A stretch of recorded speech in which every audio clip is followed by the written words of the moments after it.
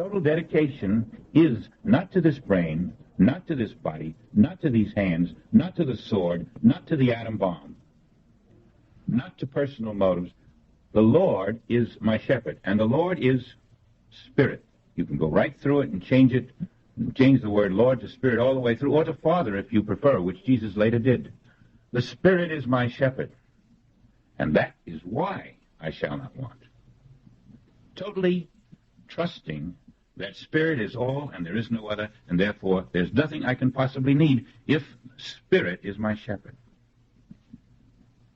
Now then, in our own initiation, and I won't say we're at the 7th or 8th or 9th point, we're wherever we are individually. We're not all at the identical place. In reality we are, but in conscious awareness we're all at different little niches along the way. But we must all have certain facts that we accept, and the first is that Spirit is all, and therefore I only follow Spirit. I, this human sense of self, am the sacrificial lamb, and that which will be sacrificed is this human sense, which is accepting the allness of Spirit right at the start. And because we accept the allness of Spirit, every material lack is not a lack. We don't accept material lacks as a lack at all, because only Spirit is. We're living in the kingdom of Spirit. Don't we trust our shepherd? Doesn't the sheep obey the shepherd? Doesn't the sacrificial lamb say to the shepherd, I don't even know where you're taking me, but I'm going there. Destination unknown, but I want to get there. It's up to the shepherd, not to the sheep. The psalmist is accepting his human self as the sheep, not the shepherd. That's quite a deflation to the human ego that finds it very difficult to concede that point. And that individual is not going to enter the sheepfold. The Lord is my shepherd, I shall not want, is the first initiation step, and without it, you have no creator, you have no source. And without a source, you have no destination. Only the shepherd, only the Spirit, only infinite Spirit can lead you to green pastures. Now, green pastures mean this progression, the infinite newness. There's no stagnancy. It's a consistent overturning of newness unto infinity. And when you're not in the green pastures, the constant feeling of being uplifted to higher realms. This is a story now of spiritual evolution. The green pastures means you're being lifted into a higher selfhood than you have known. This isn't material green pastures. These are spiritual green pastures. You're moving up into this higher world. You're moving up into what's going to become your soul. He leadeth me to higher realms of understanding of my own true being. He leadeth me first to my soul, which taketh me through the first and second and third heaven. These are the green pastures. Step number 1, infinity I am. Infinity is all. Infinity is Spirit. There is no matter. This must go. It is gone. It isn't here. 2, once it isn't here, the inner master hears and guides you to higher realms of understanding, deepens your strength, deepens your faith, deepens your insight, gives you a kind of vision that will enable you to proceed up whatever rocky cliff may present itself into that realm where infinity is functioning as itself. These are the greener pastures. Beside the still waters, back to meditation again.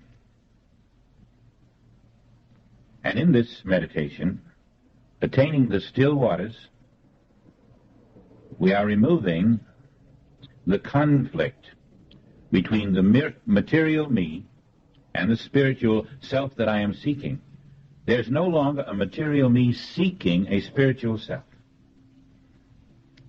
When you are a material self seeking a spiritual self, you're not accepting. You're delaying. You're playing both sides of the fence. You're hedging your bets. You're not willing to drop the material sense. There is no material sense to seek the spirit. And all those who are doing it are suffering from the conflicts within that come from this subtle duality. But when you have accepted only spirit, released material sense, and are lifted higher into green, progressive pastures, growing pastures, you are evolving spiritually, and you are not seeking spirit, you are being spirit. And from this comes the still waters. The conflicts are gone.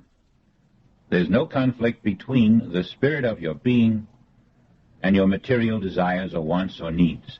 They're not recognized. Why? Because your shepherd knoweth your needs. Your shepherd is the infinite creator, the infinite source. You trust it. My sheep hear my voice. They know that I lay down my life for my sheep.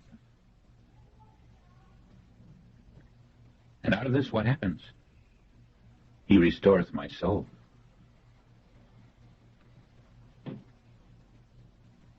That's your first fruit, isn't it? You were on the tree of life the moment you accepted infinity as the creator.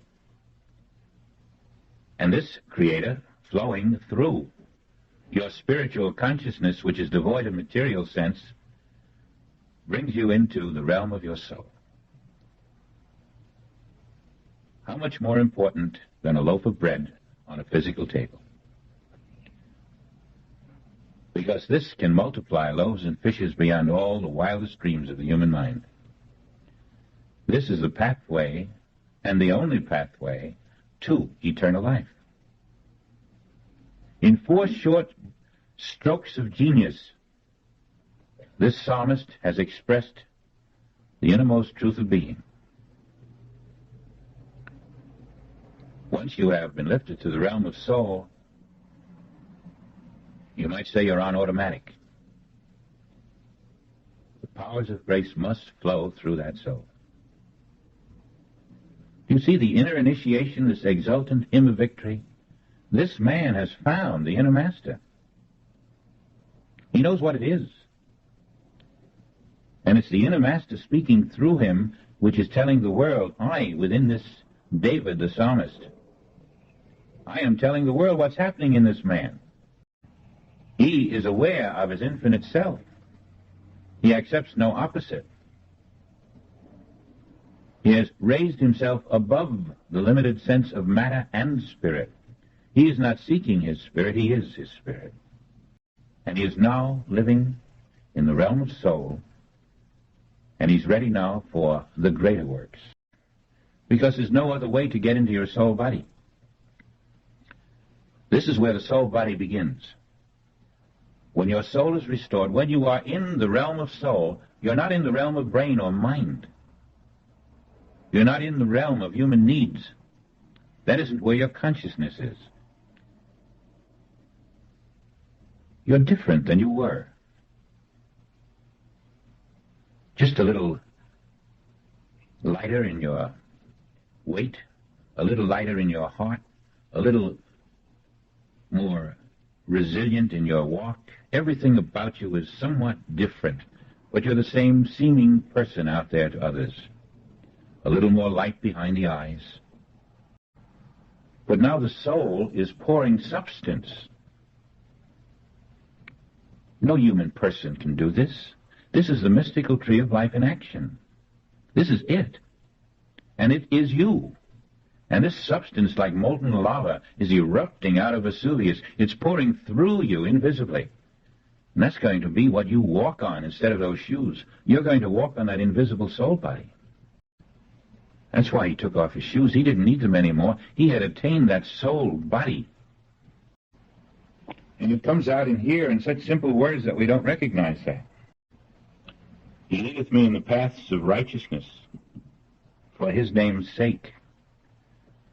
Your soul body is the expression of the infinite, and whereas before you were so involved with your human sense body that it could not walk a path of righteousness, The soul body is moved by the divine will. The soul body is moved by the infinite consciousness that we call God. The human body is moved by the world mind. And it isn't moved the way it wants to be moved. It's moved. It's shoved. It's pushed. It's knocked down. It's battered sometimes.